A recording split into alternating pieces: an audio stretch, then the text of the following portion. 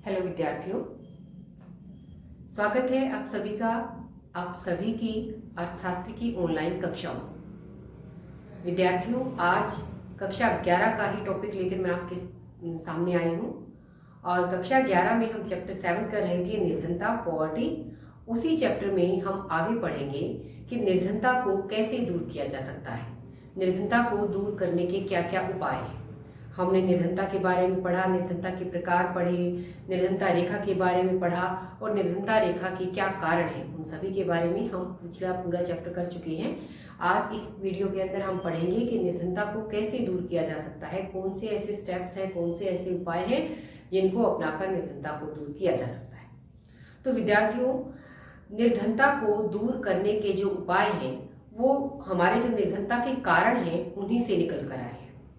निर्धनता के जो कारण थे उन्हीं को की जो कमियां थी, जिन कारणों से निर्धनता हुई है, उन कमियों को कैसे दूर किया जाए, उन्हीं वहीं से हमारे निर्धनता के उपाय निकलेंगे। तो इसके जो उपाय हैं उन्हें हम 4 मुख्य भागों में बांट सकते हैं। पहला जो भाग है निर्धनता को दूर करने का, वो है आर्थिक विकास की दर को बढ़ाना। विकास की दर को बढ़ाना, हम सभी ने कारणों में पढ़ा था कि भारत के अंदर जो विकास की दर है वो बहुत ही कम है, तो उस विकास की दर को बढ़ाना है। उस विकास की दर को बढ़ाया कैसे जाए? उस विकास की दर को कब बढ़ेगी? जब उत्पादन बढ़े। उत्पादन बढ़ेगा तो लोगों की आय बढ़ेगी, और उत्पादन और आय कब बढ़ेगी कि लोगों को रोजगार मिले। तो जो भी तरीके हैं, जिस भी तरीके से मतलब हमें विकास की दर को बढ़ाना है, लोगों को रोजगार उपलब्ध करवाना है, जिससे उत्पादन बढ़ेगा, लोगों की आमदनी बढ़ेगी, प्रति व्यक्ति आय बढ़ेगी, लोगों के खर्चे बढ़ेंगे और उसी से फिर अर्थव्यवस्था की विकास की दर भी अपने आप बढ़ेगी। तो जो पहला मुख्य उपाय है कि जितने भी काम है, जितनी भी हमारी जो पिछली कमियां थी, जो हमने कारणों के अंदर पढ़ी, उन सभी कमियों को दूर करने के लिए पहला उपाय क्या होगा कि हमें अर्थव्यवस्था की जो विकास की दर है, उस विकास की दर के अंतर्गत हमारी सभी चीजें जहां जहां पर हमारी कमियां थी, आधारिक संरचना में कमी थी या फिर कोई अन्य कमी थी, वो सभी कमियां हमारी मतलब कुल मिलाकर हमें विकास की दर को बढ़ाना है। जब विकास होगा यानी कि वो सारी कमियां हमारी दूर होंगी। दूसरा मुख्य उपाय क्या है? आय की असमानता को कम करना। हमने ये भी कारणों में पढ़ा था कि भारत के अंदर जो निर्धनता है उसका एक बड़ा कारण क्या है कि यहाँ पर आय की जो असमानता है वो बहुत अधिक पाई जाती है। हमारी जो राष्ट्रीय आय है, जो देश की राष्ट्रीय आय है, उस राष्ट्रीय आय का एक बहुत बड़ा हिस्सा कुछ मुट्ठी भर लोगों के हाथों में है। बहुत बड़ा, आधे से अधिक लगभग कुछ लोगों के पास है, जबकि जो बहुत बड़ी संख्या में गरीब वर्ग है, निर्धन वर्ग है, उनके पास हमारी राष्ट्रीय आय का बहुत थोड़ा सा भाग है।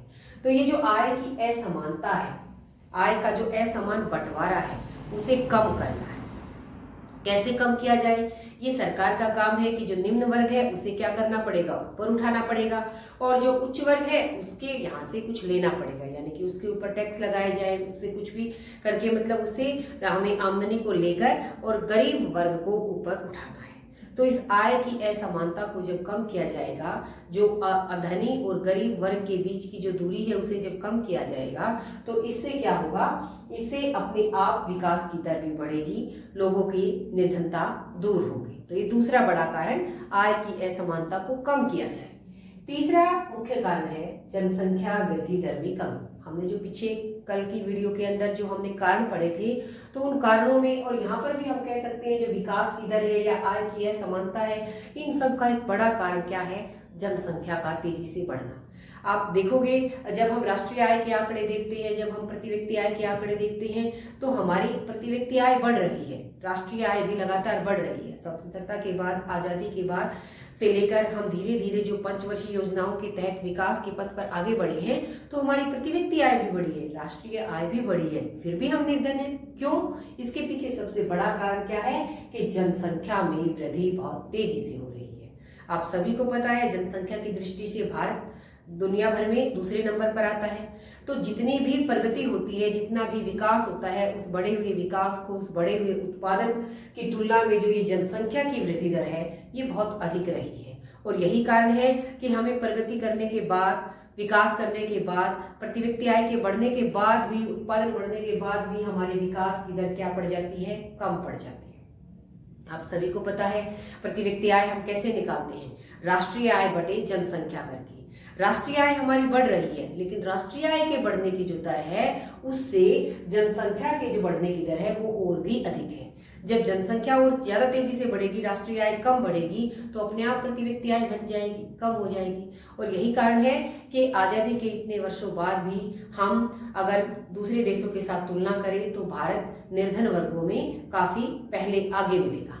तो ये जो जनसंख्या की वृद्धि दर जो है इसे कम करना होगा। इसका एक कारण अगर हम बात करें जनसंख्या में वृद्धि दर का कारण क्या है, तो इसका एक बहुत बड़ा कारण यही है कि जो जन्म दर है वो जन्म दर हमारी अभी भी अधिक है, और जो मृत्यु दर है, क्योंकि हम लोगों ने साइंस ने बहुत अधिक तरक्की कर ली है, हॉस्पिटल्स बहुत अधिक खुल गए हैं, डॉक्टरों की फैसिलिटीज हर जगह पर है, तो मृत्यु दर तो कम हो गई है, लेकिन जन्म दर जो है वो वही अधिक बनी हुई है। इस वजह से हमारी जनसंख्या की वृद्धि दर क्या हो गई, अधिक हो गई।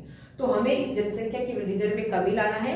ये सारे तरीके अपनाकर हम क्या कर सकते हैं, निर्धनता को दूर कर सकते हैं। इसके अलावा कुछ अन्य उपाय भी हैं। चौथा हमारा क्या है, उपाय कि अन्य उपाय। उस अन्य उपाय के अंतर्गत हमारे आएंगे कि जैसे हमें कृषि, खेती, हमारी जो जनसंख्या है, हमारी जो अर्थव्यवस्था का लगभग बहुत बड़ा भाग कृषि के ऊपर निर्भर करता है, तो कृषि को हमें और अधिक उन्नत बनाना होगा और अधिक कृषि के उत्पादन को बढ़ाना होगा, कृषि का विकास करना होगा। उत्पादन बढ़ेगा, आय बढ़ेगी, लोगों को रोजगार मिलेगा, तो अपने आप देश आगे बढ़ेगा। तो अन्य उपायों के अंदर हम कृषि विकास को ले सकते हैं। कीमत स्तर में स्थिरता, कीमतों के अंदर जो वृद्धि हो रही है उस वृद्धि के अंदर क्या लानी है, स्थिरता लानी है, उसे रोकना है। कीमतें जब तेजी से बढ़ती हैं, जब मुद्रास्फीति जब आती है, तो उससे क्या होता है, उससे उसका गरीब वर्ग के ऊपर, निम्न वर्ग के ऊपर बहुत बुरा प्रभाव पड़ता है, और वो और भी अधिक निम्न, और भी अधिक गरीब, और उनका जीवन स्तर और भी नीचे चला जाता है। तो कीमत स्तर के अंदर मुद्रास्फीति या जो कीमतों में या महंगाई में जो वृद्धि हो रही है उसके अंदर स्थिरता बनाए रखनी है। उसको इतना अधिक नहीं बढ़ने देना है, इतनी अधिक तेजी से कीमतों को नहीं बढ़ने देना है। अगला उपाय बेरोजगारी का उन्मूलन। तो जो बेरोजगारी है, इन सभी की जड़ विकास की दर। हमने पढ़ा था कि लोगों को रोजगार मिले, बेरोजगारी दूर हो। जब रोजगार मिलेगा, लोगों को, लोग काम करेंगे, उत्पादन बढ़ेगा, काम करेंगे, उनको आमदनी मिलेगी, उनके खर्चे बढ़ेंगे, और इस तरह से क्या होगा, अर्थव्यवस्था का विकास होगा।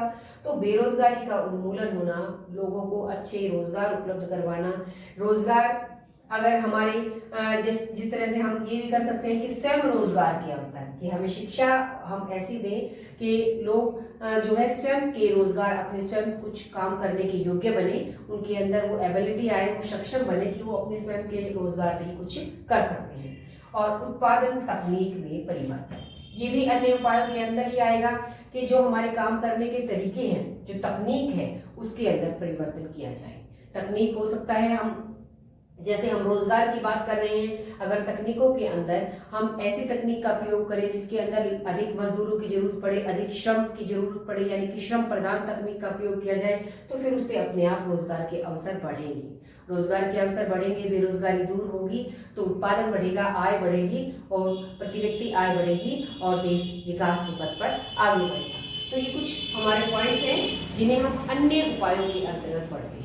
और मुख्य हमारे जो उपाय है वो ये है कि हमें आर्थिक विकास की दर को बढ़ाना है, हमें आय की असमानता को कम करना है, और जनसंख्या की वृद्धि दर में कमी लानी है।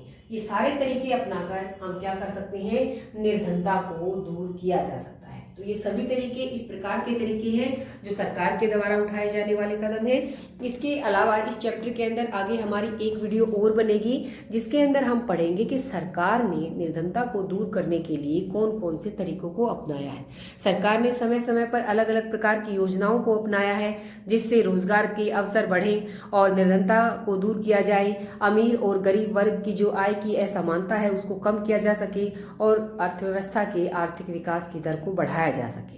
तो उन सब के बारे में हम अपनी अगली वीडियो में पढ़ेंगे।